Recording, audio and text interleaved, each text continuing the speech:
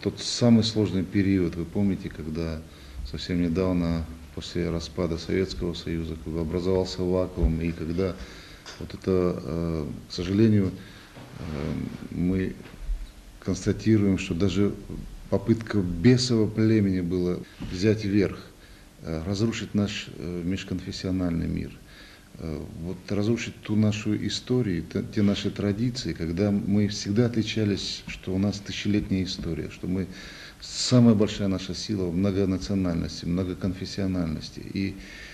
И вот это самое главное, не оружие, не ракеты, а именно вот это согласие. И в тот период я помню, что вы поддержали и закон о реабилитации репрессированных народов. Мы все, не дожидаясь, чтобы кто-то со стороны нас упрекал, мы все осудили тот и тоталитарный режим, и те гонения по отношению к людям, и к отдельным личностям, и к религии. Вы поддержали тот период, когда восстанавливалась ингушская государственность. Мы вам очень благодарны. Но я хотел бы тоже, в свою очередь, сердечно поблагодарить вас за то, что вы вносите для межнационального, межрелигиозного мира в своей республике. Не так уже много сегодня русскоязычного осталось населения, но вы призываете возвращаться русскоязычных, чтобы поддерживал в себе и дальше межнациональный и межрелигиозный мир. По поручению многонационального народа Ингушетии указ за выдающийся вклад в восстановление исторической справедливости по реабилитации ингушского народа и развитие его государственности, обеспечение прав и свобод человека, укрепление мира и согласия между народами, наградить орденом за заслуги Алексия II, патриарха Московской и всея Руси, ну и президента Ингушетии. Это с огромной радостью было воспринято в Ингушетии, и я с огромной радостью хочу вот эту миссию исполнить по поручению народа. Вот сама награда. Уважаемый Марат Магомедович, я сердечно благодарю вас за ту честь, которой вы удостаиваете меня. Считаю, что во многом это и аванс, потому что не так много я сделал для ингушского народа, но в своей деятельности в очень нелегкий период для России за 15 лет своего патриаршего служения я всегда старался направить свои усилия на сохранение нравственного здоровья общества. Это наша общая задача межнационального согласия, межрелигиозного согласия, сотрудничества, взаимопонимания, чтобы преодолеть те негативные последствия, которые иногда провоцируются извне.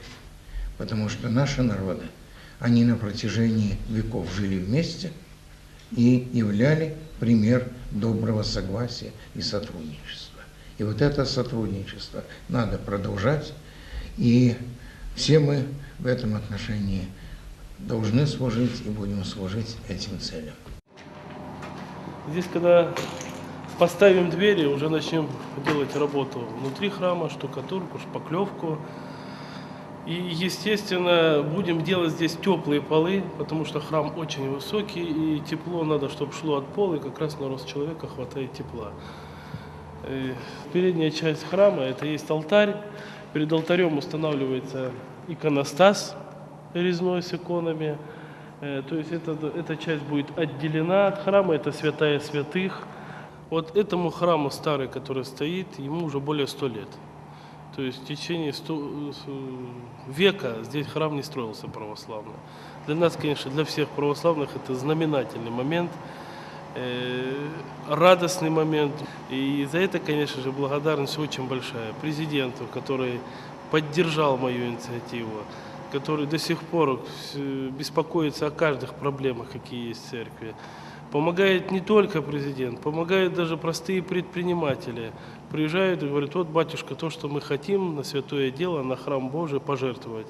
То есть вот этот храм, он строится совместными усилиями, прихожанами, местными жителями, предпринимателями, администрацией, президентом. То есть все силы задействованы. Даже задействованные силы из Москвы люди привозят пожертвования. Для нас, для всех, мне кажется, это пример всему Кавказу, как должны жить люди разных национальностей и разных вероисповеданий. Мы видим, что здание оно добротное, стены, как и издревле, очень широкие, в 3 кирпича. То есть стараемся строить так, чтобы это был как бы не просто храм, а еще и храм-памятник дружбы народов. Наверху мы вот можем видеть, здесь у нас клирос, люди будут петь, хор церковный.